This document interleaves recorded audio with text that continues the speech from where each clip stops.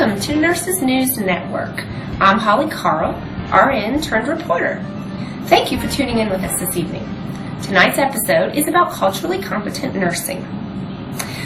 Our first story is, just a minute.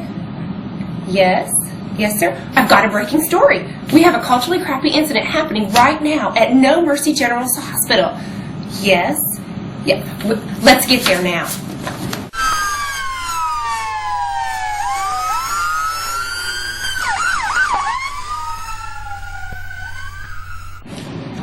This is Holly Carl, RN turned reporter. We're on the scene right now at No Mercy General Hospital, outside room 224, where Mr. Hernandez was just admitted with right flank pain. It says here the nurse should thoroughly assess the client because he's Mexican American, and Mexican American men do not seek health care very often. Now is an opportune time for her to find out what's going on with this patient. It's fine. Hello, my name is Joanne. I'm going to be your nurse today. What's your name? Your name? Hernandez. Oh, okay. And your birthday? Okay. Your birthday. Let me just check your IV site and your drain. Looks okay. Are you in any pain? Pain? Owie pain? No. Okay. Oh my gosh, what is that over there? You can't have an open flame in here. That's against hospital policy. Let me blow that out. No. Okay, that's better. We don't want to start a fire in here now, do we? Ooh, what is that over there? Ooh, let me see that. That is a pretty necklace.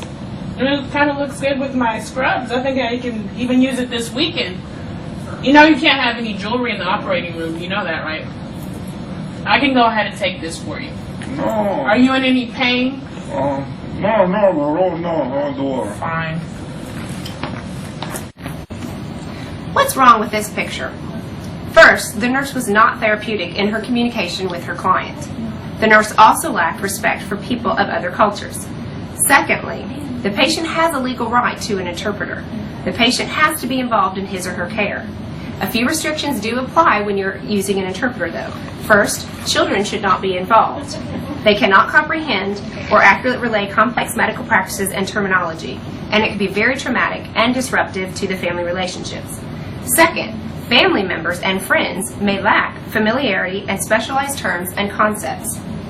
Additionally, they lack critical interpreting skills, and the patient may be too embarrassed to relate some symptoms to a friend and might be inclined to edit embarrassing details or fail to communicate all their symptoms that are impertinent to his care to the nurse.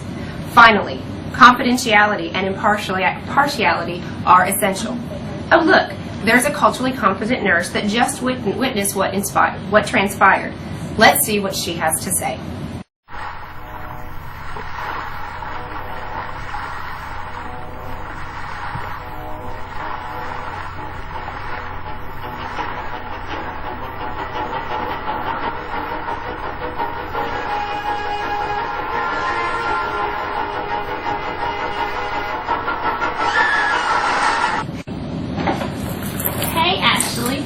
Hey Joe, I just walked by your patient's room and he looks like he's in a lot of pain. Are you going to get him any pain medication?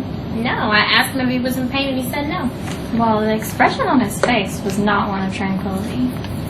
Well, I asked him and he said no. And can you believe it? He had a burning candle in there. People think I can just walk in here and break all the rules. You didn't blow it out, did you? Yeah, it's against hospital policy. Well, the candle is a religious symbol. Oh my gosh, what are you doing with this rosary? Oh, I took it from the client. Isn't it a pretty necklace? I took it from before he went into surgery, but of course I'm going to give it back. But I'm thinking I should get you one for this weekend, girl. It's going to look great with my outfit. Well, rosary is used for prayer, and do you know anything about other cultures? Yeah, we learned about it in school. It was such a waste of time.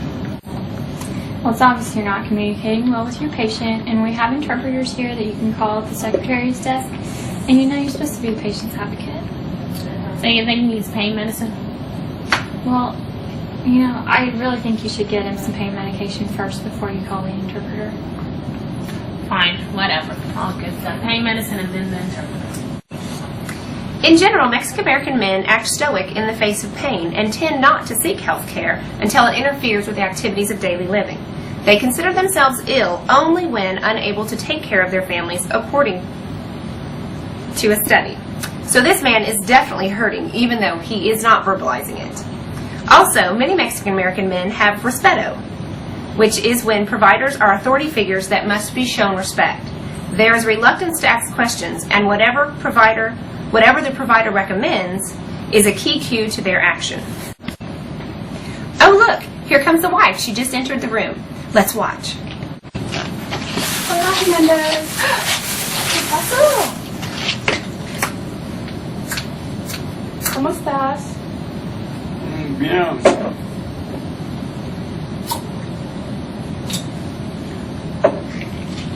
¿Qué pasó? Knock, knock. Hello. Hola. Hi, my name is Joanna, and I have an interpreter today. Hola. I'm Mr. Hernandez's nurse. Are you Mrs. Hernandez? Oh, great to meet you. I see that you brought some cold foods. Okay. Well, I just wanted to come in, and I understand that we do need to take care of you, and we're having some problems with communication, so I brought in my interpreter to Hola. help us. I also want to apologize. I understand I need to be a little bit more culturally sensitive. I understand that you have your candles and your rosary. Let me give this back to you. These are very... Just a minute to interpret what you just said so I can remember all of that. This is where I should translate. And I know these are very, very important for you religiously and also helps you in healing. A real interpreter does a much better job. So with the cold foods, I also understand from my interpreter that it's a part of your culture and it helps with the healing practice too. Phew, glad they understand that. And I know that your husband is having some pain, so the interpreter is going to help me assess that so we can get it taken care of for him. Here, I am helping relieve the communication barrier that exists between a client and the nurse.